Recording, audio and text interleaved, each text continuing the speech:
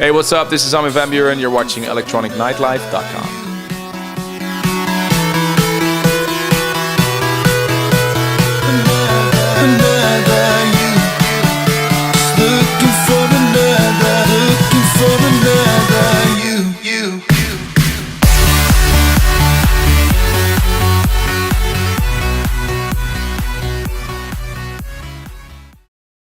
Hi, this is Sam with Electronic Nightlife, and I'm here with Grammy-nominated, 5-time #1 DJ Mag artist Armin Van Buuren. Hi, Hey, Armin. what's up?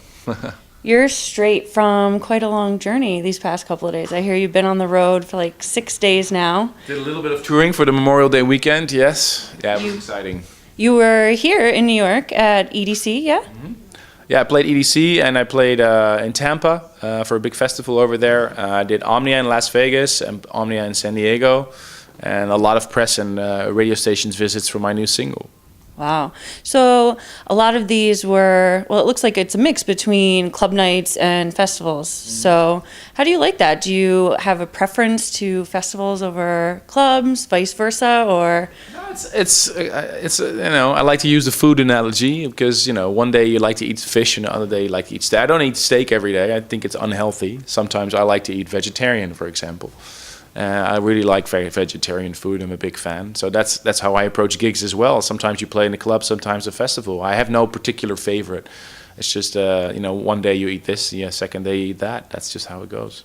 Great. So sometimes there's a big difference between what you come on stage at a festival. You have less time a lot of the times. Do you really find yourself changing up your sets at a festival as opposed to in a club? Do you have days where you're like, you know what, I can do? Well, the good thing is about a festival set is that you can it's high energy. You can quickly bang out your big hits. People expect a massive performance with, you know, visuals, fireworks, CO2, whatever. I like that. It's like a quick fix. It's like you go to a sushi restaurant to get some nice sushi. And I think a longer set is like Christmas dinner. You know, you can really take people on a journey. You don't start with the dessert. You know, you start with something light or a salad, and then you build up towards the main course, and you can really more tell a story with that. And I like that a lot. I love it. I think it's fantastic to work that way. It's just for me the satisfaction is in the fact that I don't do the same thing all the time. Great. So when you get to do a lot of these club gigs and the festival gigs, you get the opportunity to work with people you probably only get to work with once or twice or have never worked with before, a lot of these openers and these local closers. Do you have any, especially in the U.S., that you come on the stage or you leave the stage and you're like, wow, that guy was really good. That girl was really great at what she did. Or anyone that's like, wow, this person doesn't know what I play. Yeah, it happens sometimes that DJs. I remember one time in China, I had this guy, the Chinese DJ, who was warming up for me and hyping up the crowd in Chinese, and he was playing all my tracks. Like seriously, all of them. Serenity, Sail, Shivers, Intense, Going Wrong, you know, like all of them. And I was like, dude. And apparently in China that was an honor thing, you know, he was playing in my honor, and I just had to play those tracks again after, and the crowd was fine. But no, in general it's great to have somebody that plays different before you. But I find the complaining about that some DJs do, I find that unprofessional, because I feel that if you're a DJ, you should always be prepared for any situation. That means that you should be able to adjust your set in such a way that no matter who plays before you, you're always ready to rock the crowd. Because in the end of the day, it's all about the crowd, and they deserve to have a fantastic time. They paid the bills to come and see you, so they make the event possible. So, you know, stop being negative and just go and play a great party. So. But to answer your question, I played after Nicky Romero at EDC, and he played he did a really good job. The crowd was loving his set, and he played so far remote from me that it was just after I started, it was great. And he wasn't a warm up, of course, because he was already rocking the crowd very big, but he did a great job. Yeah, so yeah, it's great if a DJ really doesn't play any big tracks, not of himself and not of any other, like the last 20 minutes. Usually if DJs come up to me and say like, okay, I'm warming up for you, what can I play, what shouldn't I play? I said, play whatever you want, just the last half hour if you can. Please build it down a little bit BPM wise and volume wise. And you know, please stay away from the big hits of the moment in the last 20 minutes, because you sort of want to build that excitement if it's possible, but it's not a demand, because I think every DJ is free and can play with whoever he or she wants. Nice. So I hear you might have an album coming out this year. Can you tell us a little bit about it? Well, I've been working on one since I finished Intense. I should have finished it end of May. I took a lot of time off to work on it, but the album turned out a little bit too ambitious for my own good, actually. But a lot of the tracks are done. I have about 3 or 4 more tracks that really need some more serious work, and that's going to be happening over the next few weeks. But I also want to take some time off with my family, because I'm also a father, so it's important to see your family as well. And it's music. The releases can wait, but I'm just really excited to start sharing this music. I have so many great tracks ready to go, and I really can't wait to share them with the rest of the world. Great. Do we have any singles coming out before that, or is it just going to go straight into the... Well, right now I'm promoting the single with Mr. Probs, Another You, which has just launched a few weeks ago, and we're putting out some more remixes of that, and that's going to be the main focus for summer. I've just released 5 other tracks this year, so at the moment I think I'm just keeping it under wraps a little bit. There are 2 more surprises coming in the next couple of weeks, which aren't necessarily tracks by myself, but you'll find out when it's that time. I can't really say anything more.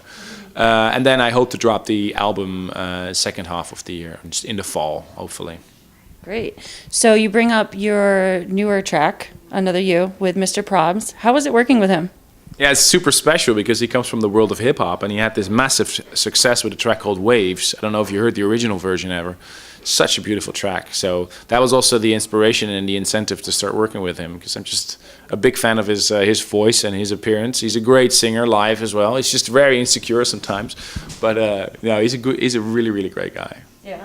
Now, how is it meshing the 2 different styles of music? Is it something that came easily with you guys? Was it something that... Very organic. Well, when we went into the studio, Probs already had I had an idea for the chorus. He had the chorus, but there was simply no music. So I developed the music below the track, and he sent it to him. It was only a minute and a half. He really liked the idea, so we made a proper date to go into the studio in the Netherlands.